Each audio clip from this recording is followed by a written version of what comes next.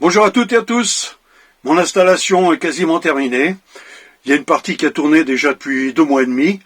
Eh ben, on va voir tout ça. C'est parti.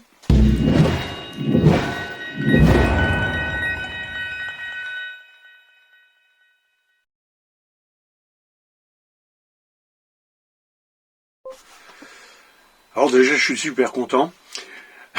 Parce que déjà, on commence à être déconfiné. Je suis parti le week-end dernier. Là, on est mi-mai là.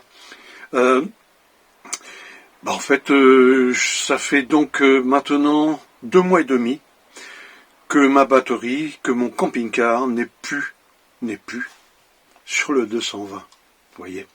Je suis parti donc me balader avec ma femme. On est parti pas très très loin, mais histoire d'essayer le camping-car. Et grand étonnement de tous ceux qui étaient autour, comprenaient pas trop que j'avais le chauffage. On avait le chauffage, la douche, tout, l'eau chaude, l'électricité, la cafetière, là que vous voyez là, et puis tout ça, tout ce petit monde-là tournait tout seul, sans qu'on réclame quoi que ce soit en électricité.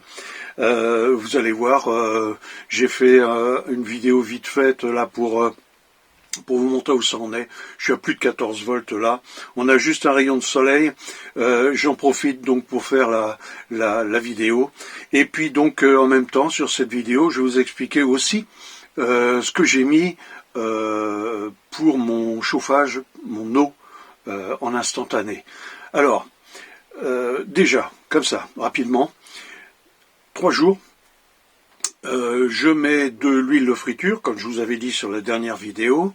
Je mets du pétrole, c'est mélangé 50-50 pétrole avec de l'huile de friture. Tout ce petit monde-là, je le mets dans mon réservoir, j'ai un réservoir de 10 litres. Eh ben, j'ai consommé de tout ça à peine 2 litres. À peine 2 litres. Alors, mon huile de friture, bien évidemment, ça ne me coûte rien du tout. Le pétrole, ça me coûte, je crois que ça doit être 19 € le bidon de 20 litres. Ça correspond à rien pratiquement. Donc, comme je mélange ça à 50-50 environ, eh ben, ça veut dire que je suis à peu près à 50 centimes le litre. Étant donné que j'ai consommé un tout petit peu plus enfin, je vais dire moins de 2 litres, un petit peu plus d'1 litre, moins de 2 litres, en utilisant donc le chauffage, bien évidemment, mon eau chaude. Vous voyez ce que ça fait? C'est-à-dire qu'en 3 jours, j'ai pas consommé 1 € de carburant. Génial. Donc je suis super content. Donc bien évidemment, ça s'est pas fait tout seul cette installation-là. Il y a des bidouilles que j'ai faites et qui sont je vais vous expliquer un petit peu ce que j'ai fait, mais ne vous attendez pas concernant ce chauffage à ce que je vous explique tout de A jusqu'à Z. Pourquoi? Parce que c'est à la fois simple et compliqué. Simple, parce que l'installation, je l'ai faite en, je vais dire une demi-journée. Franchement, pas plus. Une demi-journée, donc c'est relativement facile. Le matériel, c'est le Webasto. Vous savez, ce Webasto qu'on utilise, je vous mets la photo là, qu'on utilise pour chauffer au Canada, enfin les pays froids, Canada, parce que c'est là que l'idée m'est venue véritablement. C'est utilisé pour chauffer les moteurs, voire même carrément dans la nuit, et surtout quand vous démarrez, ça vous permet d'avoir un moteur relativement chaud, enfin, ou voire chaud carrément, quand vous rentrez dans le véhicule. Ça démarre mieux, enfin bon, tout va mieux. Donc j'ai utilisé ça, et j'ai utilisé donc un échangeur, ce qu'on appelle un échangeur à plaques. J'ai un vase d'expansion, c'est-à-dire qu'en fait j'ai un système pour les chauffagistes, ils comprendront aisément, j'ai un système de chauffage qui est donc que vous avez donc ici le Webasto, au-dessus j'ai mon vase d'expansion, et puis ici j'ai mon échangeur à plaques. Alors j'ai pas pris le plus petit des échangeurs à plaques, j'en ai pris un qui était de 40 plaques, pour ceux qui connaissent un petit peu. Ça me permet d'avoir un échange à peu près correct.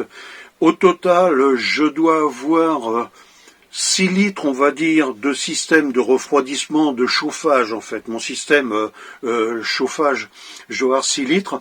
Et donc, mon échangeur à plaques, lui, j'ai mon eau de de la réserve, de la cuve, qui passe dans l'échangeur et qui ressort au truc de l'eau chaude, au tuyau de l'eau chaude, et qui est chauffé directement. J'ai la pompe du Webasto qui fait un circuit fermé, qui est en circuit fermé, et ça me chauffe mon eau directement.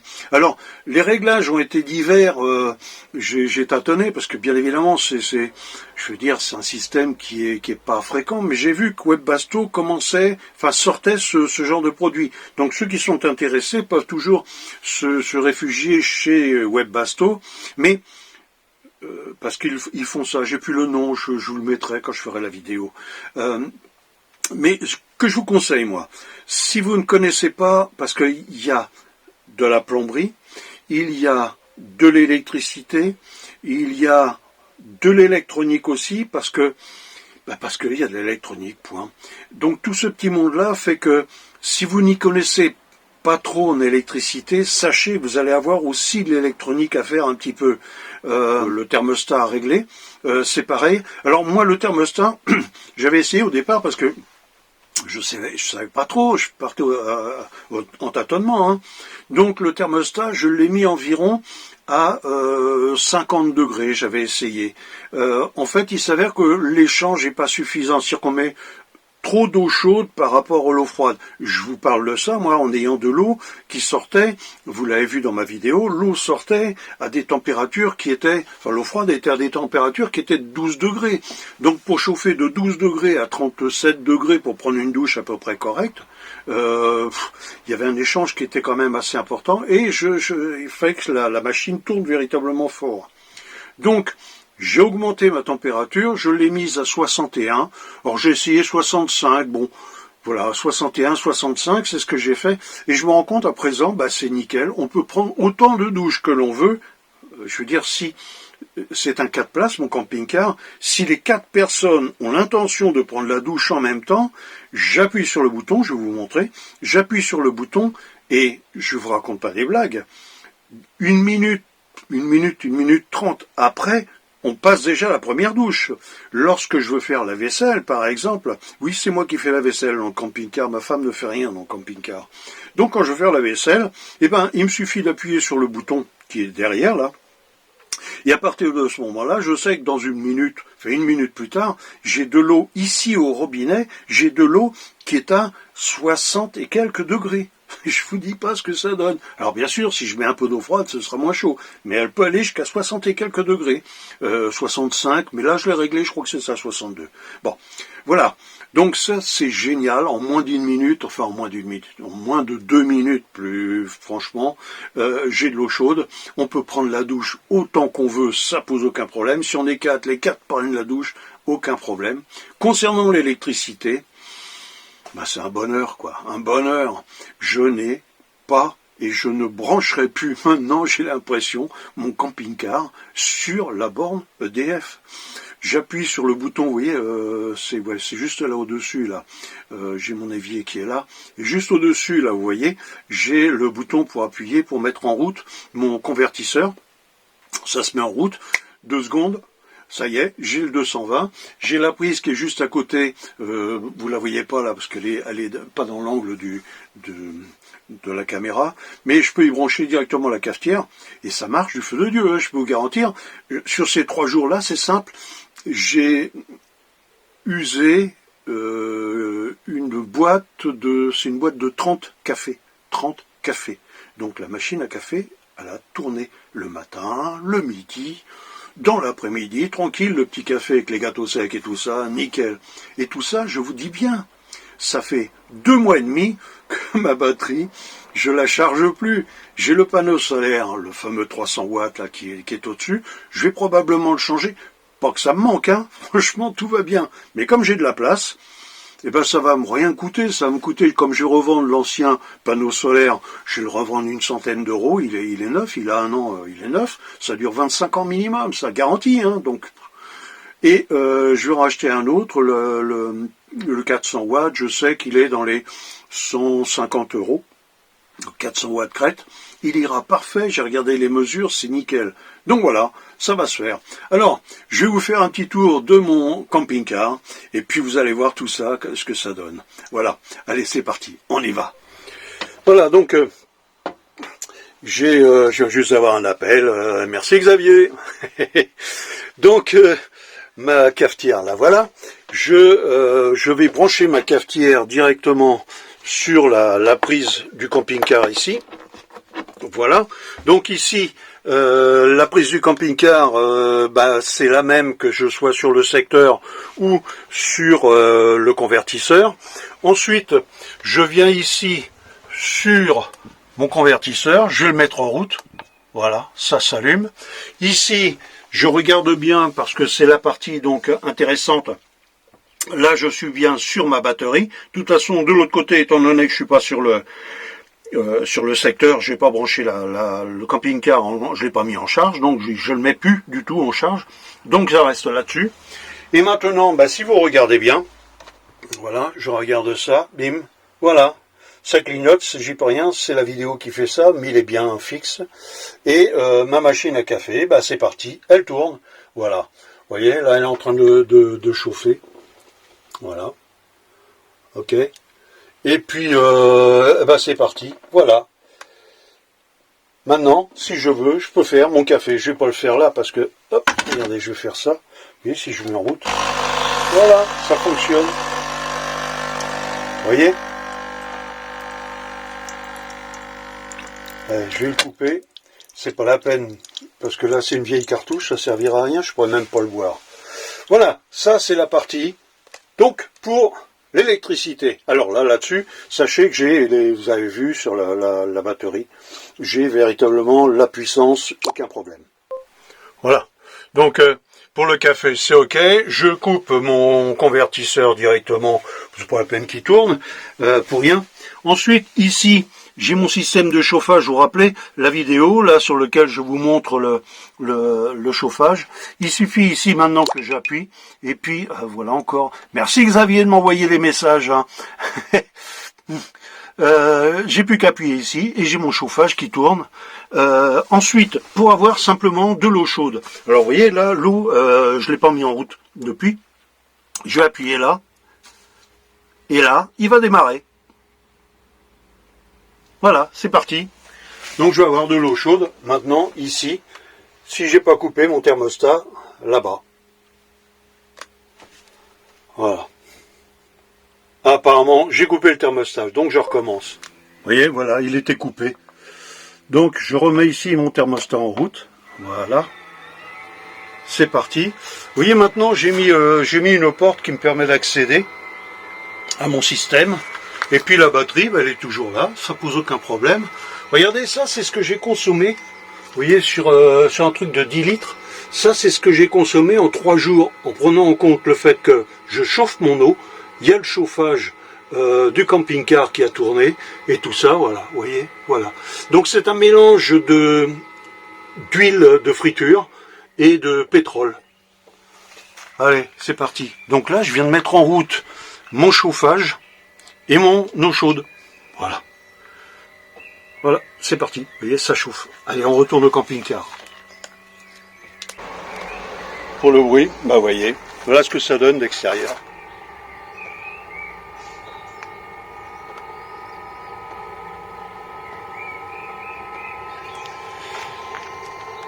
Mon système là, il est juste en dessous, sous la roue là, vous voyez. Je ne sais pas si on le voit bien. Mes pompes sont ici. Voilà. Là, on l'entend bien, mais comme je vous dis, j'ai pas eu l'occasion encore, j'ai pas reçu encore le pot d'échappement pour ce Webasto. Voilà. Voilà. Je suis retourné dans mon camping-car parce que je voulais vous montrer ça. Donc, vous avez vu, il vient juste d'être mis en route. Il y a quoi, une minute, hein, même pas. Hein, je vous ai montré la mise en route du truc et tout ça.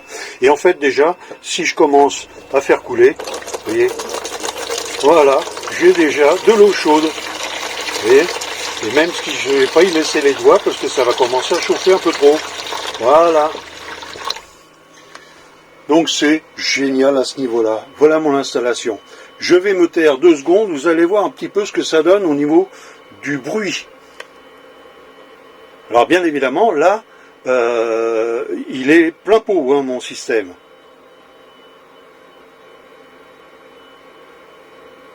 Vous voyez, c'est pas ce qu'il y a de plus bruyant. Le chauffage, c'est pareil aussi. Franchement, on n'a pas eu le problème. Il y en a qui disent on entend la pompe.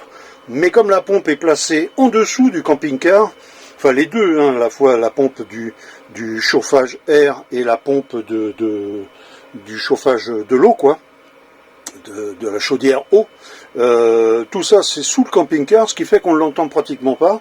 Au niveau de l'odeur, ben il n'y en a pas non plus. Franchement, c'est pas... Vous savez, c'est un mélange de pétrole déjà désaromatisé, comme on dit, le pétrole de poêle, là, et puis de l'huile de friture, mais comme ça chauffe tellement fort, ces trucs-là, ben, en fait, on n'a rien du tout en odeur. C'est franchement... Voilà, écoutez bien. Voilà, mon eau est chaude, chaude, chaude. Alors là, je vais y remettre les doigts, mais je vais surtout faire très attention. Vous allez voir, ça doit fumer. Là, j'y mets plus les doigts. Oui, l'eau fume. Voilà. Voilà mon installation. Tout ça, c'est le grand bonheur. Ici, pour mettre l'électricité, et ici, pour mettre le chauffage. Voilà. Ici, pour mettre le chauffage, air, et ici, simplement le petit bouton là qui me permet d'avoir l'eau chaude. Et ça, j'ai l'eau chaude au bout d'une minute. C'est génial. Voilà, donc pour terminer, je vous dirais que je suis super content. Vous avez vu un petit peu tous les différents points. Comme je vous ai dit, je pense, franchement, au départ, je pensais pas obtenir ces résultats-là. En autonomie, c'est de la folie maintenant, parce que avec les 10 litres que j'ai là de mélange, j'ai pris un bidon de 5 litres au départ quand je suis parti, là, c'est quelques jours, quand on est parti, j'ai fait une réserve, j'ai dit, allez, je vais prendre 5 litres de mieux. Franchement, il n'y a pas besoin, j'ai de la marge. Ce qui veut dire que, en temps normal, quand on va partir, qui va faire un petit peu bon, je n'aurai que le mélange là, de carburant ne sera que pour l'eau chaude. C'est-à-dire que mes 10 litres vont me faire un mois, quoi. Franchement, un mois, ça va être suffisant. Donc voilà, je vous montrerai, j'ai un système de pompage avec un filtre que j'ai bricolé qui permet donc d'attraper directement de l'huile de friture si j'en trouve, et on en trouve partout, donc dans un bar ou quelque chose comme ça, ou un restaurant. McDo non, c'est pas la peine, parce que je crois qu'il a recycle eux-mêmes. Donc voilà. De l'huile de friture, mon mélange qui est fait directement avec du pétrole qu'on trouve partout, c'est du pétrole pour les poêles, pétrole désaromatisé. Je vous dis, le bidon, je lui ai à 19 € les 20 litres, donc c'est moins d'1 € le litre, on va dire même 1 € le litre, de toute façon. Mélangez que l'huile de friture, ça vous fait un truc à 50 centimes le litre de carburant, c'est... Enfin bon. Donc, voilà. Maintenant, si ça vous intéresse... je pourrais peut-être rentrer un petit peu plus dans les détails, mais sincèrement, j'y vais sur la pointe des pieds. Pourquoi? Parce que il y a des gens qui sont, Xavier là, qui m'a appelé là. Tu vois, t'as un coucou Xavier là, donc qui vient de m'appeler parce que il a fait cramer son BMS. Voilà, il s'est trompé dans le branchement, il l'a fait cramer. Donc, il faut quand même quelques notions, il faut savoir ce que l'on fait. Et je me rends compte que il y a des personnes pour qui c'est un petit problème. Alors, j'ai pas de conseils à donner à personne, mais il faut savoir quand même ce que l'on fait. C'est-à-dire que là, je prends l'exemple pour Xavier, le pauvre, il a plus qu'à racheter un BMS. Vous allez me dire, ça coûte une vingtaine d'euros. C'est pas non plus la mer à boire, mais bon, si l'on crame encore un autre, ça va pas le faire, quoi. Donc il faut quand même avoir quelques notions et faire très attention à ce qu'on fait. La batterie LFP ne fait pas de cadeau, hein. Si vous faites un court-circuit, elle vous crame ce qui est au bout, hein. Sauf quand vous avez mis le BMS et tout ça, parce que j'ai entendu diverses personnes qui disaient que le BMS, la batterie, LFP, il fallait rajouter tout un tas de trucs. C'est faux. Hein, d'accord? Je n'ai rien rajouté.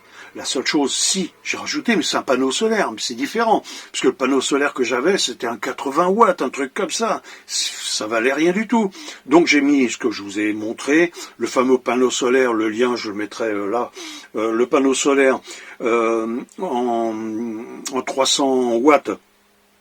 24 volts, c'est surtout ça. J'ai changé le MPPT, mais tout ça, ça m'a coûté 117 €. L'ensemble, le panneau solaire 300 watts et le MPPT. Donc, c'est pas non plus la mer à boire. Ça, c'est rien du tout. J'ai pas changé le câble. Pas la peine. Le câble, c'est un 2.5. Et donc, un 2.5, ça suffit largement, puisque de toute façon, il supporte sans problème 12 ampères et quelques. Et le panneau solaire, même en 400 watts, ne donnera jamais 12 ampères. Revoyez la vidéo sur le panneau solaire. Voilà. Donc, tout ça fait que, quand on vous dit qu'il faut tel ou tel appareil, tel ou tel... Non, c'est faux. Je n'ai rien fait. Vous avez toutes les vidéos qui suivent, je suis pas du genre à raconter des salades, je m'en fiche. C'est pour moi. C'est moi qui l'ai installé sur mon camping-car. Si ça fonctionne sur mon camping-car, si je n'ai rien changé, je vois pas pourquoi vous auriez, vous, tout à changer sur le vôtre. Ne vous inquiétez pas. Vous prenez votre batterie LFP, équipée avec le BMS, et vous la mettez à la place de votre batterie plomb, à savoir, ça c'est pareil aussi, beaucoup de gens me disent, ouais, mais il n'y a pas de protection, bla. Le BMS, sur la batterie LFP, c'est lui la protection. Alors, ceux qui viennent dire des sornettes, là, je vais vous poser la question, sur votre batterie plomb, c'est quoi la sécurité? Il y en a pas sur une batterie plomb. Elle est en court-circuit, votre fusible sur votre installation pète. Moi, la différence énorme, c'est que mon BMS, lui, il y a un court-circuit, il coupe le jus, il fait pas péter le fusible. C'est-à-dire j'ai toujours mon fusible, j'ai pas besoin de fusible de rechange, si vous voyez ce que je veux dire. Donc arrêtez de dire qu'il faut des protections. Pour les batteries plomb, il faut des protections. J'irais dire, moi, c'est pour ça que j'ai fait le dire même, il fallait des protections. Parce que moi, c'est fini le plomb. Ma voiture, mes voitures, les motos, dès que la batterie a changé, c'est une LFP que je mets. Pourquoi? Il y en a qui viennent dire aussi que c'est trop cher. C'est faux. C'est faux. Parce que la batterie pour la voiture, je vais en avoir pour 80 €. Pour 15 ans. Et une batterie surpuissante. Plus cher? Ah bon? C'est nouveau. Pour ma moto, je vais vous montrer un de ces cas. Je vais la faire, ma batterie, parce que j'en ai une à faire aussi pour un ami, pour son vélo, un vélo électrique. Il a foutu la batterie il a perdu la batterie, voilà. Donc, je vais lui refaire sa batterie, tout ça. Voilà. Ça coûte une misère, une misère. Quand on voit qu'on vous les vend 400, 450, 500 € une batterie pour un vélo, une 48 volts là, et que ça vaut 80, 100 € si vous mettez vraiment un truc puissant, voilà. Donc probablement je ferai une autre batterie. Alors, tout ça pour faire un résumé rapide. Maintenant, mon camping-car, il tourne sans problème. Je ne me suis plus, et je pense pas que je vais me brancher avant longtemps, parce que même en automne, vous voyez, là aujourd'hui, il a fait un tout petit, quand j'ai commencé ma vidéo, il faisait soleil. Mais merci Xavier, tu m'as fait passer un peu de temps maintenant. J'ai plus de soleil. Il va même pleuvoir, je crois. Donc la batterie, plus besoin de me brancher sur le secteur, sur le DF. Le chauffage, aussi bien pour chauffer ma cellule que pour chauffer l'eau de mon camping-car, en instantané, mais instantané de chez instantané, véritablement, tous ceux qui l'ont vu, qui l'ont testé, m'ont dit c'est royal. Voilà. Et tout ça pour, franchement, je vous dis, au total, j'en ai pour moins de 1000 €. Je vous jure que c'est vrai. Moins de 1000 €. Voilà. C'est ce que j'ai maintenant dans mon camping-car. J'en suis super content. Donc, si vous avez des personnes qui vous disent que c'est pas possible, que si c'est possible, c'est complètement possible. Maintenant, les installations, allez voir soit un équipementier, soit quelqu'un qui connaît bien je parle pour la batterie déjà, qui connaît bien en électricité, un peu en électronique.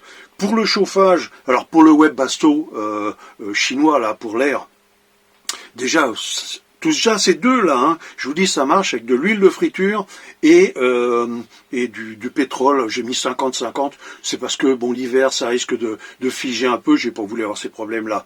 Donc ceux qui vous disent que non c'est faux, ça fonctionne, D'accord? Ça fonctionne avec de l'huile de friture et du pétrole, de poêle.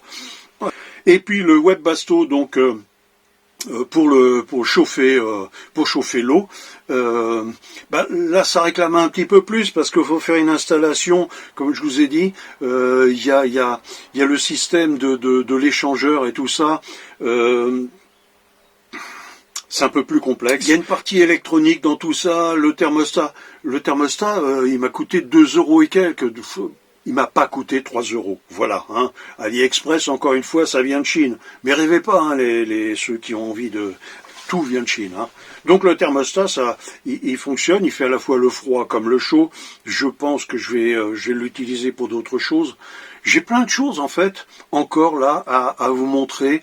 Plein de modifications, mais j'admets que celle-ci concernant l'eau chaude, c'est assez vicelard. Il faut toucher à tout, à la fois à la plomberie, de manière correcte.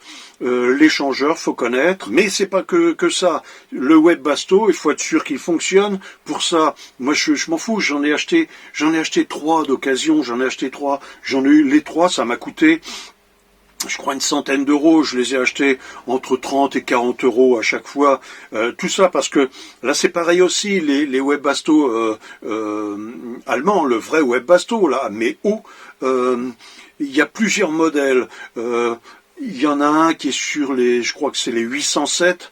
Je sais plus franchement, parce que il y en a eu beaucoup sur les 3. Il y a eu 2 cartes qui fonctionnaient pas bien. Elle fonctionnait mais pas bien, pas comme je voulais.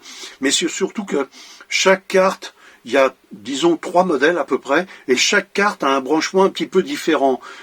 Si peu que vous les achetiez d'occasion, et je vous le conseille, parce que ça vaut une fortune, ça, hein, et d'occasion, on en trouve à, je vous dis, 30, 40, 50 euros, on les trouve. Bon, donc si ça vous intéresse, voilà. Il faut les démonter, les nettoyer, les refaire. Les joints, il y en a pour une trentaine d'euros. C'est tout. La pompe, c'est simple, c'est presque à vie qu'elle fonctionne, la pompe. Mais vous pouvez prendre une pompe, les chinoises. Alors méfiez-vous sur les pompes parce qu'il y a 2 types de pompes. Il y a plusieurs types de pompes. Il y a des 16, si je me trompe pas, des 16 et des 22 millilitres. Voilà, ça c'est faut savoir. Donc, si vous voulez quelque chose de puissant, faut prendre la plus puissante, la 22. Hein. Mais ça vaut une quinzaine d'euros en Chine. Les cartes de gestion, là, c'est pareil aussi. Ceux qui disent, ouais, mais ça coûte une fortune. Non.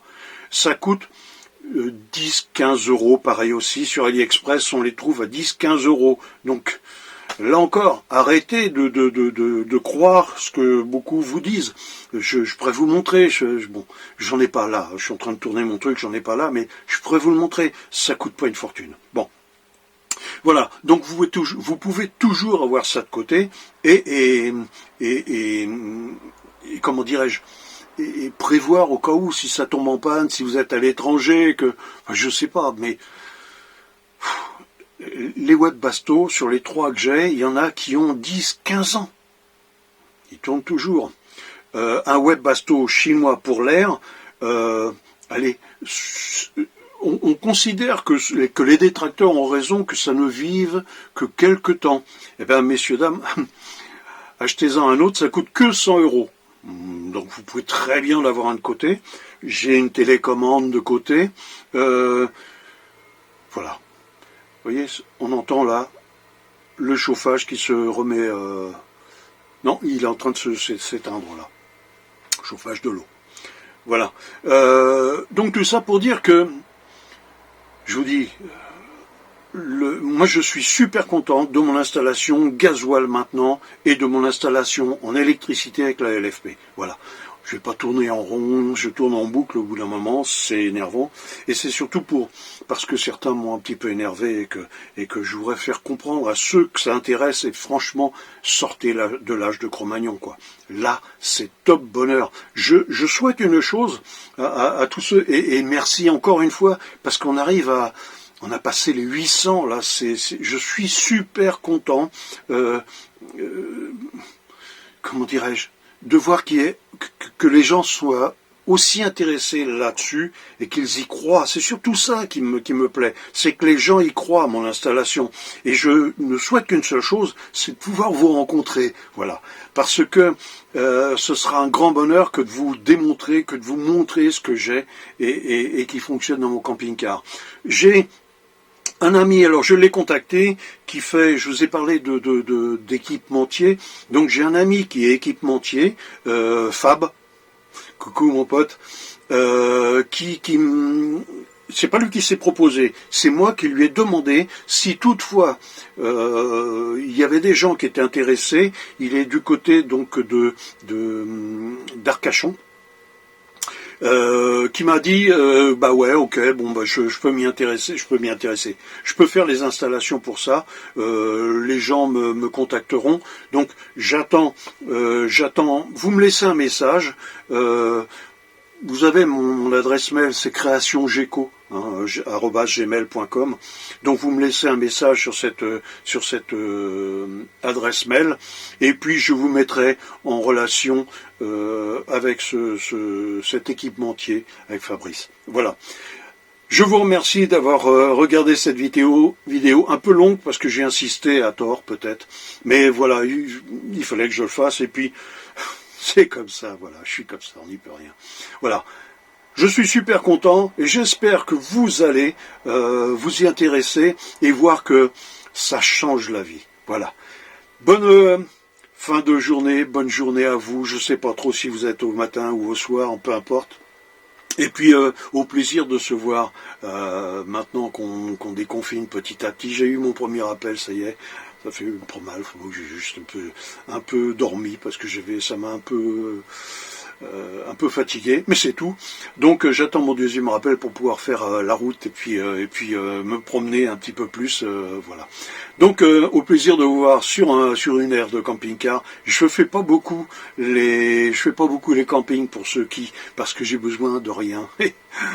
Voilà, j'ai juste envie de vous. Voilà, allez, à bientôt, et puis à la prochaine vidéo, je sais pas encore laquelle je vais faire, sur quoi je vais parler. Allez, à très bientôt. Au revoir.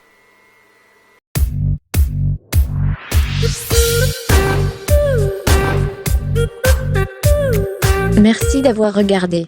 Si cette vidéo vous a plu, likez, et puis abonnez-vous pour la prochaine.